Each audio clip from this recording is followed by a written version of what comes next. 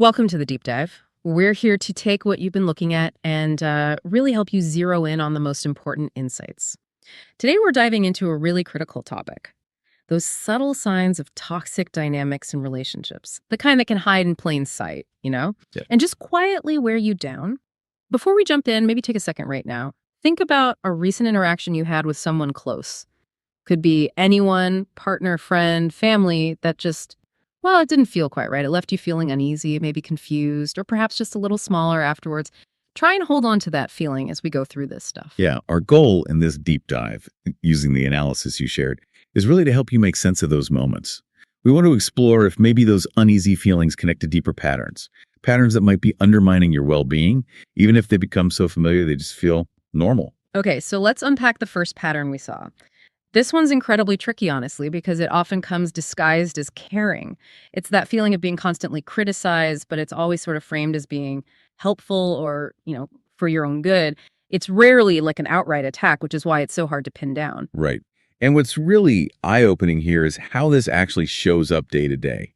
It's described as this relentless stream of what gets called constructive feedback, maybe suggestions or even reminders. Mm-hmm. But if you look closely, they're almost never really positive or affirming, are they? It creates this atmosphere where you feel like you're perpetually evaluated, constantly under a microscope. Whether it's about how you handle money or chores, your career path, even your hobbies, it feels like everything gets judged and you're left feeling like you're always falling short somehow. And that's where the confusion really kicks in because the person doing the criticizing might genuinely think they're helping, or at least they frame it that way. With phrases that sound like connection, like, I'm only telling you this because I love you, or I just want what's best for you. And this makes you turn inward, right? You start questioning yourself. You wonder, am I just being too sensitive? Maybe they're just trying to help me improve. It can totally mess with your perception of what's happening. Exactly. And that brings up a really crucial point. How do you actually tell the difference between this kind of constant undermining pattern and, genuine supportive feedback? What we found makes it pretty clear. Healthy support is specific, it's occasional, it's delivered kindly, and the whole point is to empower your growth in ways you actually care about. This other pattern, though, it feels more like relentless fault-finding, and its real function seems to be chipping away at your confidence and often making you more dependent on their opinion of you. The sheer volume of it, the lack of genuine positivity, and how it makes you feel about yourself. Those are the key differentiators. Yeah, the example of David really made this click for me. At first, he actually appreciated what he thought was honest feedback. His partner would give tips on his cooking, like, not quite how my mom made it, but it's okay. Or about his clothes, are you sure you want to wear that? It's maybe not the most flattering. Even how he talked sometimes got helpful suggestions. And David, well, he tried really hard to change, to measure up. But the critical comments never really stopped. They just shifted to something else. What we saw was his enjoyment in things like cooking just turned into anxiety.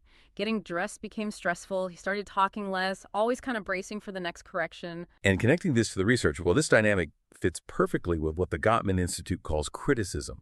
It's one of their four horsemen. These patterns that are highly predictive of relationship trouble. They define criticism not just as a complaint about a specific thing like, I was worried when you were late. That's a complaint. Criticism is more global. It attacks someone's character. Things like, you're so thoughtless, or you're always messy. It's like an ad hominem attack, and it really breaks down that feeling of psychological safety. Think about David's cooking again. The difference between this dish could maybe use a bit less salt, which is a complaint about the food, versus you're just not a very good cook, are you? Or you always seem to mess up recipes. That's criticism. It attacks him, and you can see how fundamentally corrosive that is. The impact really goes beyond just feeling bad about yourself, too. This constant critique often seems to work to exert control, doesn't it? And establish a kind of power imbalance. It subtly puts the person giving the feedback in the superior position, and you, the one receiving it, as somehow flawed or, I don't know, inferior. This chipping away, it systematically erodes your confidence in your own judgment, your own abilities, can make you more reliant on their evaluation of everything you do. And the psychological cost is, well, it's significant.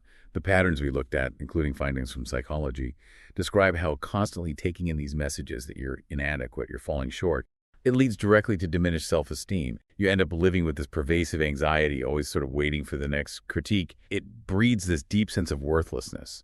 In essence, that external critic becomes an internal voice that just keeps undermining you long after they've stopped talking. So the question becomes, when this constant stream of supposedly helpful advice consistently leaves you feeling smaller, questioning your own abilities and worth, what's the real unseen cost to your inner world, to your fundamental sense of who you are?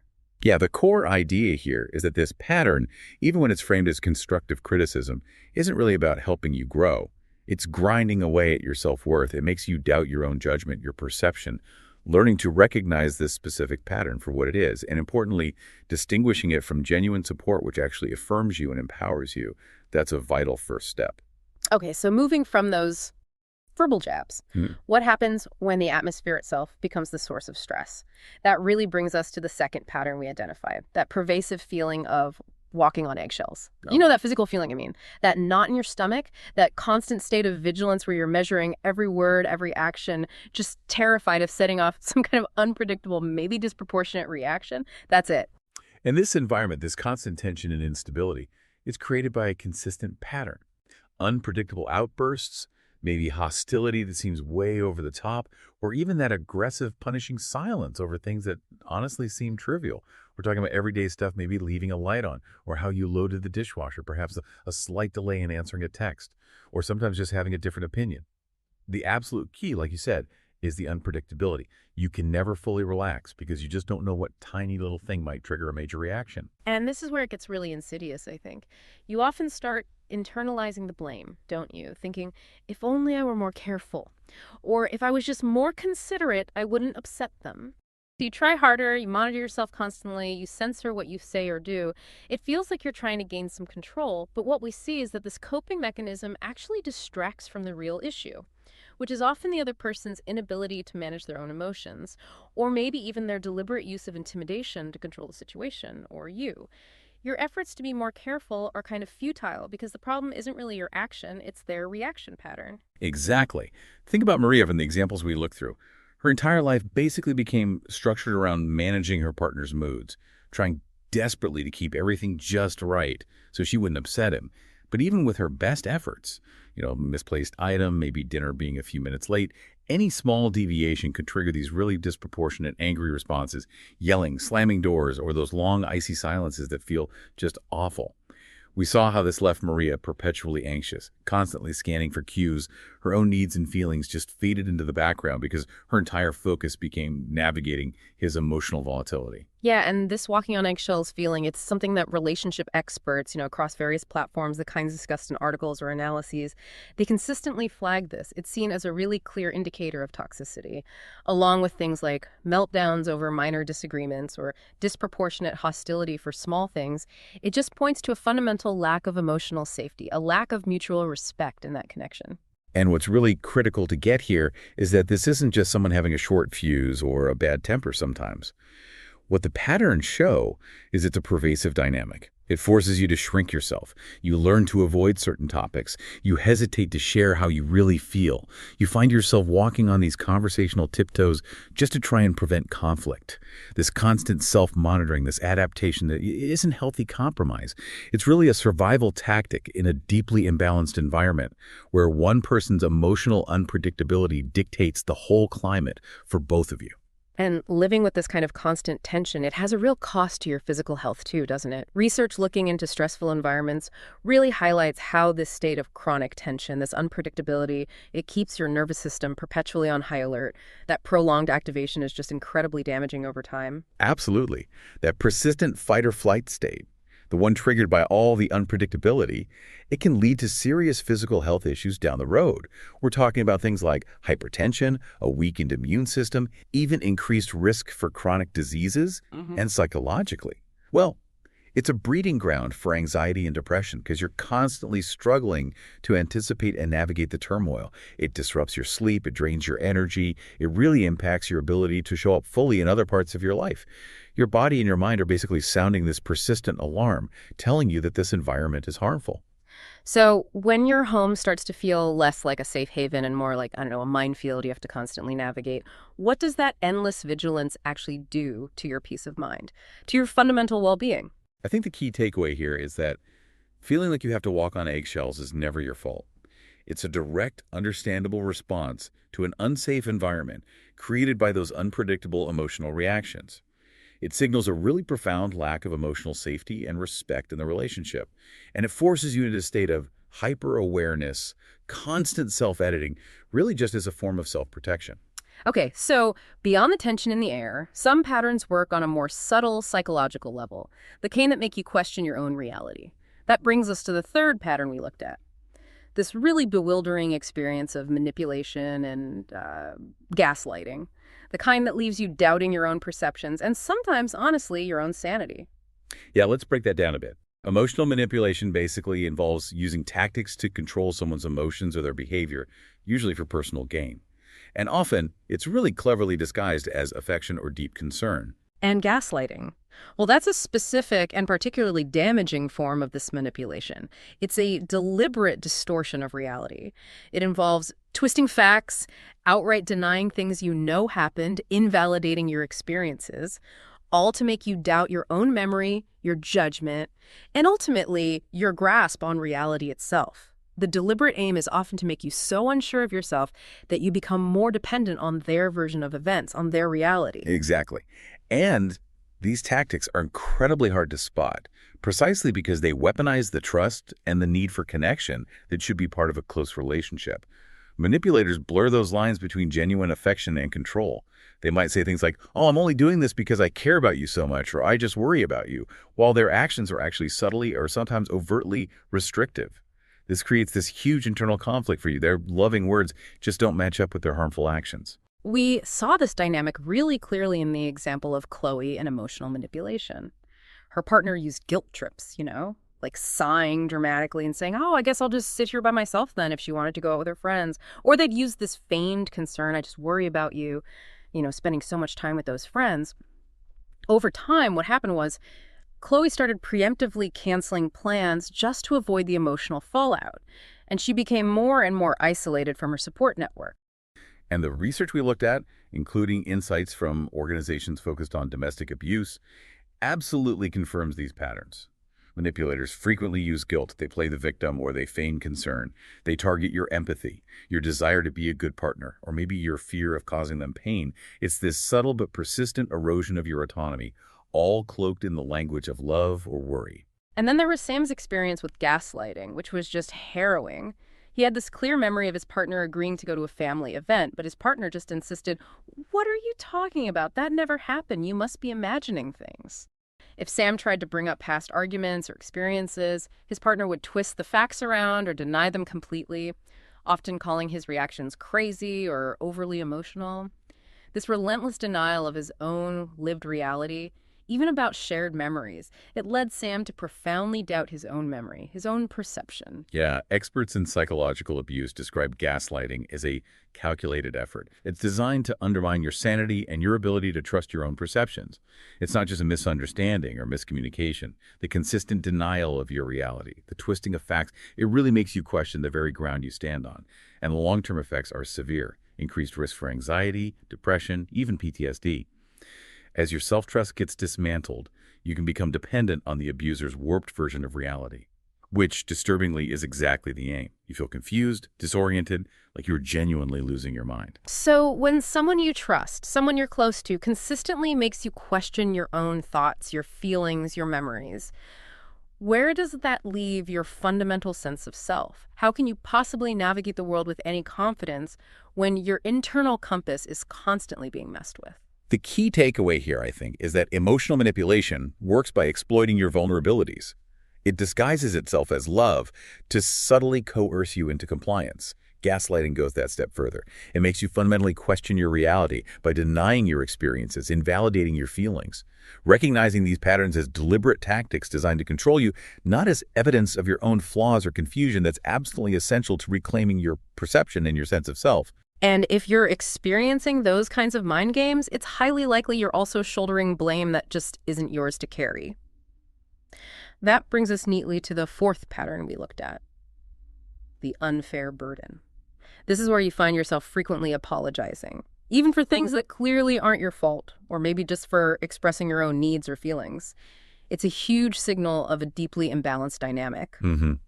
This pattern of carrying an unfair burden, Yeah. it's about being consistently and often quite subtly made to feel responsible, responsible for your partner's emotions, for their mistakes, or for basically whatever problems come up in the relationship. You find yourself sort of maneuvered into this position of being the one who always has to make amends, always apologizing to diffuse tension or maybe to coax them out of a bad mood.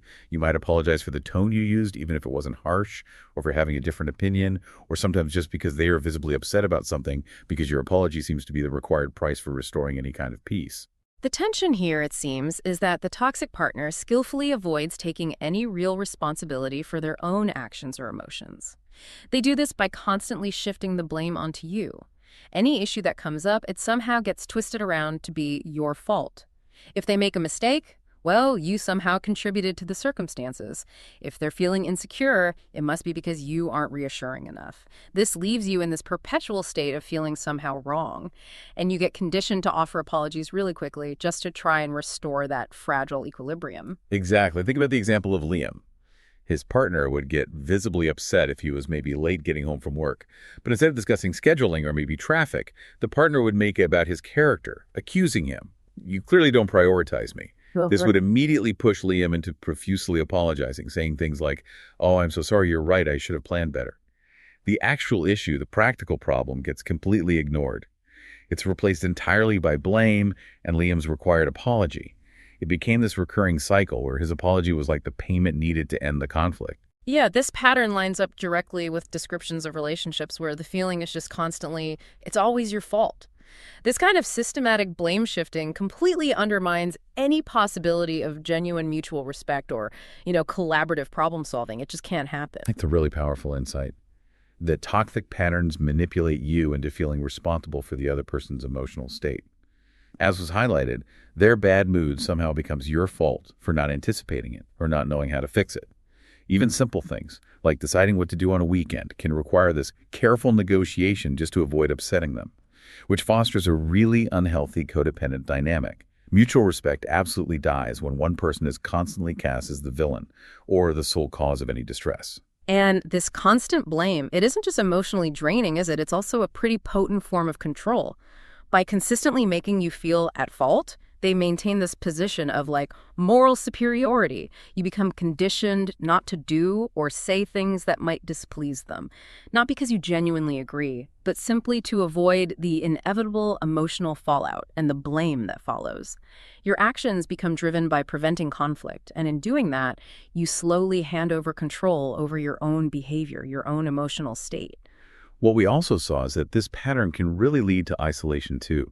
You might unconsciously start avoiding situations or people or even hobbies that you anticipate might upset your partner and result in you getting blamed again. It's like a strategic retreat, trying to minimize potential conflict.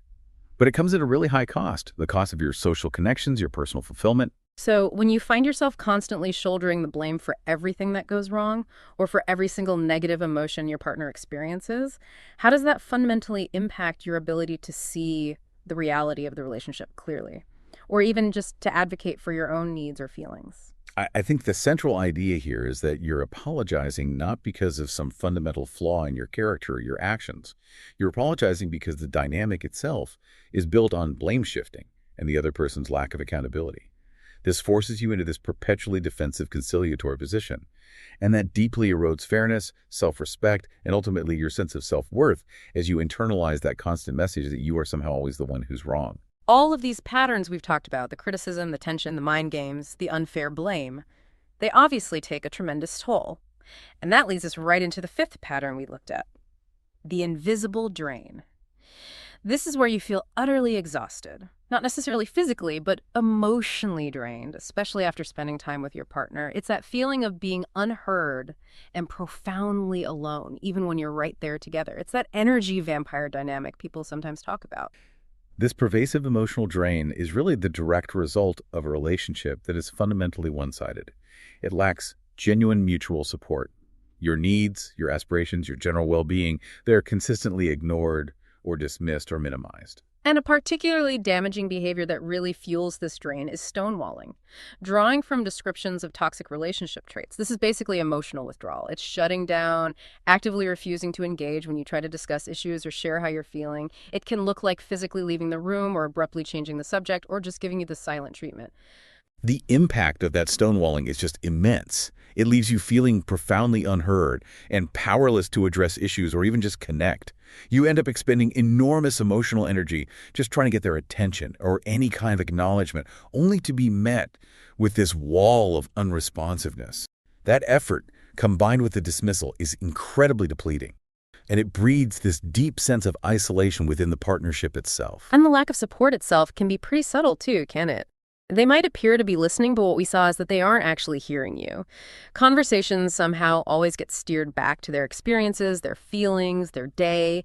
Your challenges or even your successes are met with indifference, or they're subtly invalidated or somehow turned back into something about them. Yeah, consider Priya's experience from the examples.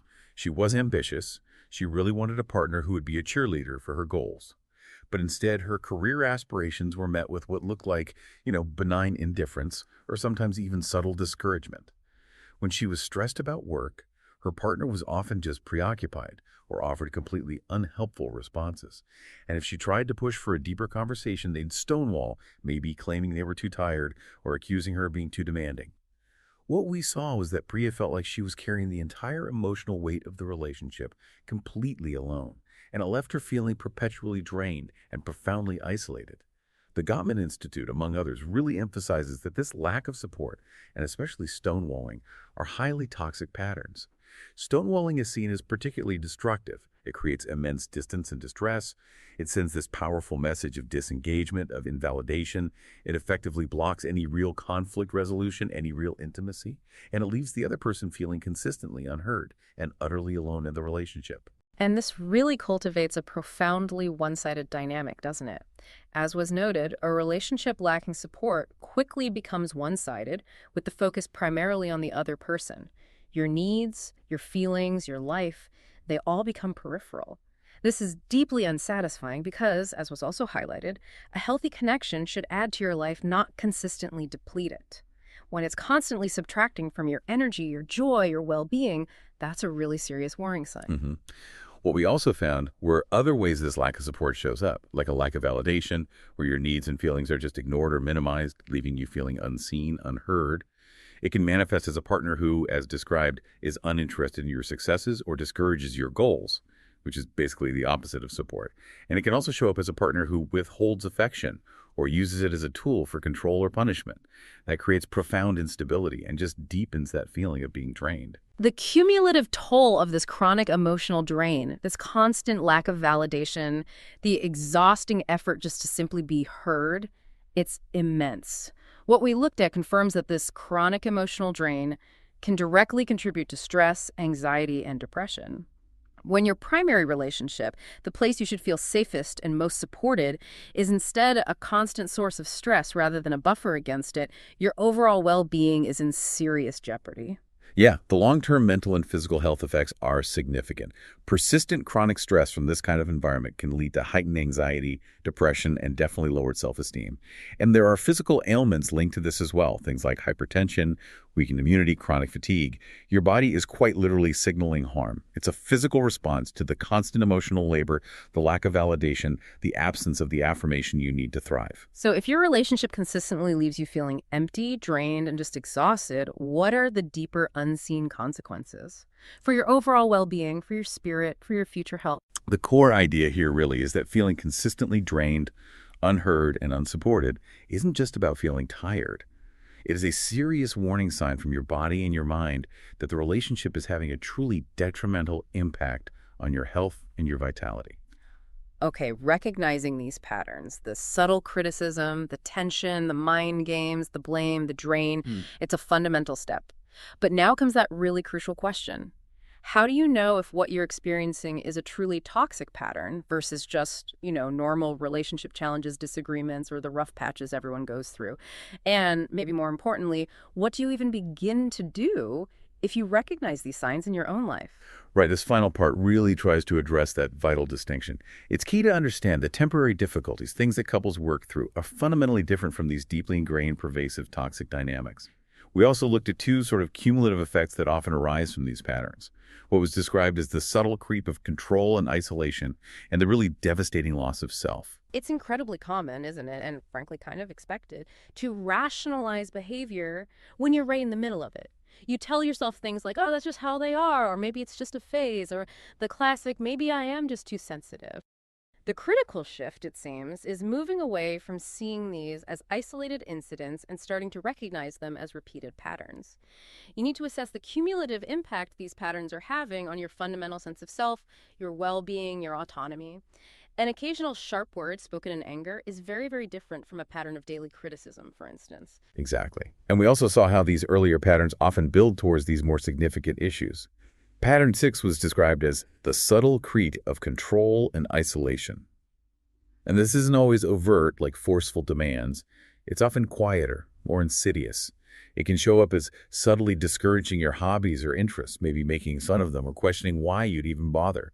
It might involve making you feel guilty about spending time with friends or family, perhaps, by feigning loneliness, claiming they're a bad influence, or even fabricating little crises right when you have plans with others. Yeah, as was noted, this often presents as control disguised as caring.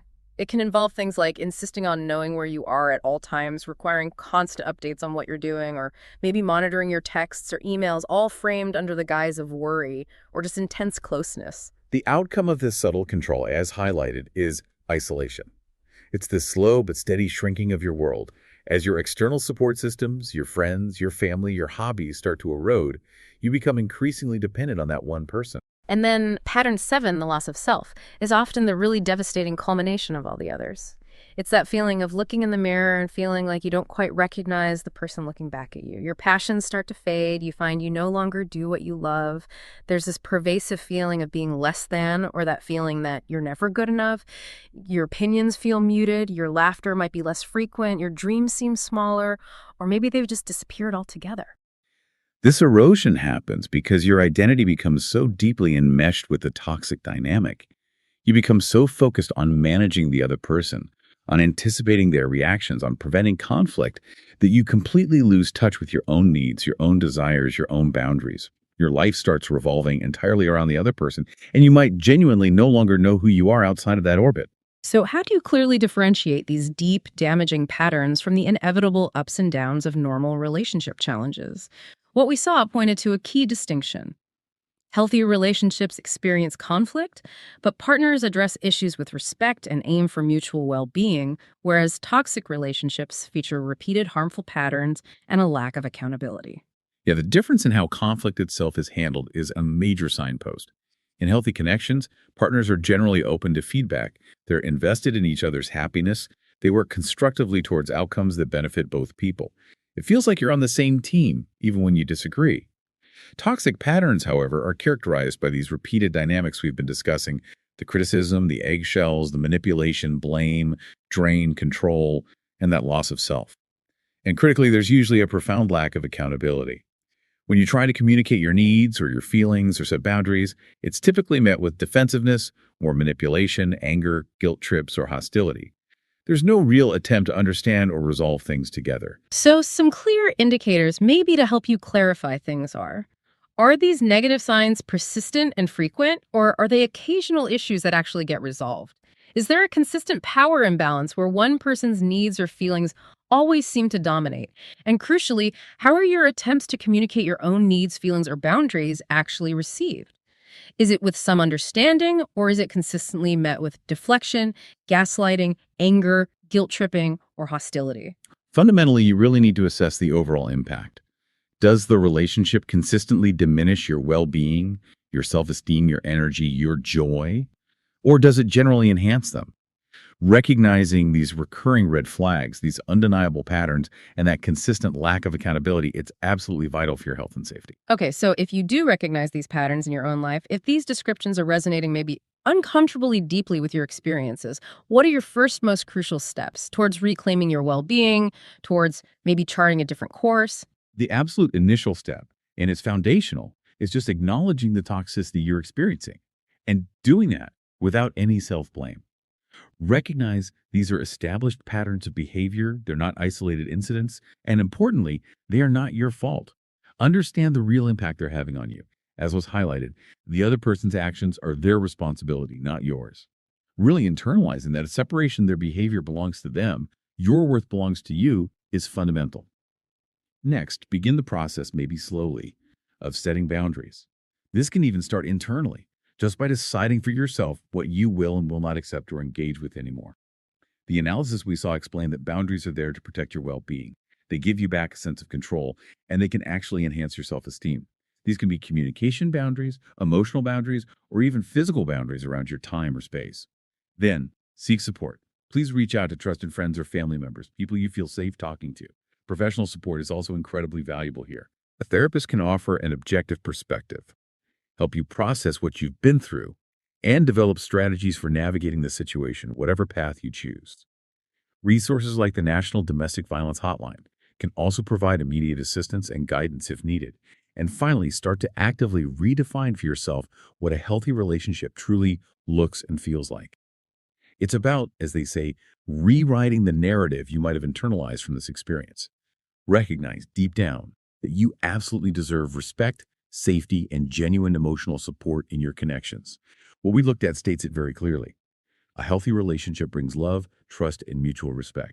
Internalizing that truth that you are worthy of connection that truly affirms your value and supports your growth. That's key. Recognizing these often subtle patterns, it really isn't about assigning blame to anyone. It's about reclaiming your own awareness, your perception, and ultimately your own well-being. Yeah, for many people, the most profound realization is simply that what they had come to accept as normal, or maybe even believed was somehow their fault, is actually a well-documented, identifiable toxic pattern. So if these signs resonated with you, remember, your next step doesn't have to be some drastic action tomorrow. It really begins with allowing yourself to truly observe the dynamics, maybe without judgment for a bit, trusting that uneasy intuition you initially felt, and definitely reaching out for support. You absolutely deserve relationships that affirm you, relationships that build you up. What we saw clearly contrasts those healthy connections that nurture your growth with toxic ones that actively erode emotional well-being. Remember that initial uneasy feeling you held onto at the start of our deep dive. Understanding these patterns is truly the crucial first step in transforming that vague feeling into empowered awareness and eventually into action. Your journey toward building and experiencing healthier connections really does begin right here with this recognition. Thank you so much for joining us for this deep dive. And maybe consider this thought. When you're living inside a particular dynamic every single day, how deeply ingrained can that idea of normal actually become? What does it truly take to be able to step back and see a destructive pattern clearly, especially when you're standing right in the middle of it?